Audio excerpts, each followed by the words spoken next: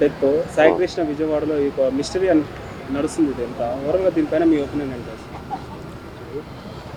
ఏంటంటే ఇప్పుడు ఒకప్పుడు బాగా రౌడీ విజయం చాలా ఉండేది, అర్థమైందా? రౌడీ విజయం అనేది చాలా ఇదిగా ఉండేది. ఈ మధ్య చాలా వరకు తగ్గిపోయింది. మళ్ళీ ఈ మన రాజకీయ నాయకులు కరెక్ట్గా పరిపాలన చేస్తే ఈ రౌడీలు ఉండరు. రియల్గా రౌడీ అనేవాడు ఉండకూడదు ఎక్కడా కూడా, అర్థమైందా? ఇప్పుడు అతన్ని లాకప్ డెత్ చేసే పరిస్థితి వచ్చిందంటే లాకప్ డెత్ చేశారా చేయలేదా ఇంకా గవర్నమెంట్ నిర్ధారణ చేయలేదు. ఏమవుతుందో ఫైనల్ చెప్పలేం మనం. అయితే లాకప్ డెత్ చేసే పరిస్థితులు వచ్చినాయి అంటే అతని మీద చాలా కేసులు ఉన్నాయంట. ఇంటర్లో మంగాలు కేసులు, దోపిడీలు, దుర్మార్గాలు ఇట్లాంటివి చాలా ఉన్నాయి. అక్కడ కృష్ణలంక ప్రజలు కూడా చాలా భయపడిపోతారంట ఇతని పేరు చెప్తే.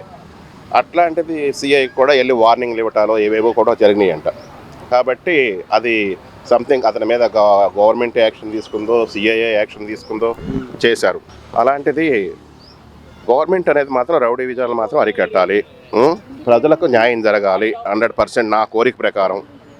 ఇంకోటి ఏంటంటే ఏదో ఈడు కాపోడు ఆడు కాపోడు ఇట్లాంటి కాపు కులాలను ఒకటి ఇచ్చి చూపిస్తారు. సిఐ కాపోడని, అతను సాయికృష్ణ కాపోడని. దయచేసి కులాలు ఇట్లాంటి కాడ కులాల ప్రసక్తి తేగండి. అది కమ్మ కాదు, కాపు కాదు, రెడ్డి కాదు, ఎస్సీ ఎస్టీ బీసీ ఎవడవని తప్పు చేస్తే మాత్రం వాడికి శిక్ష పడాలి, అర్థమైందా? శిక్ష పడపోతే ఇంకా చెలరేగిపోతారు, అర్థమైందా? ఇంకా చెలరేగిపోతారు, విచ్చలవిడైపోతారు.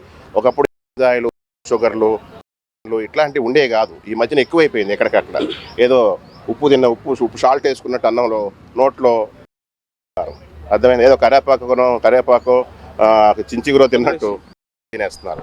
అట్లాంటిది కొంచెం సమాజం మారాలి.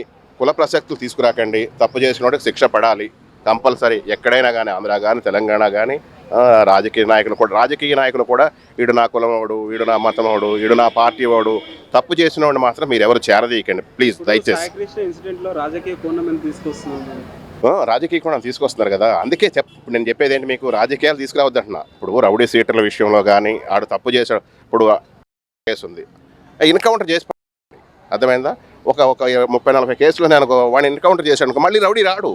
ఇప్పుడు బంగారు దోపిడీలు దుర్మార్గాలు చేసేవాడు ఆయన ఒక నేసిపాడేశారు, ఇంకొకటి దోపిడీలు చేయడు, దొంగతనాలు చేయరు, అర్థమైందా? కేసు చేయరు. గవర్నమెంట్ విషయాలు కొన్ని దేశాల్లో ఇట్లాగే ఉంది. అంటే చిన్నటికి ఏదో ఏళ్ళు కాళ్ళు తీస్తారు, ఇట్లాంటివి చేస్తారు అక్కడ.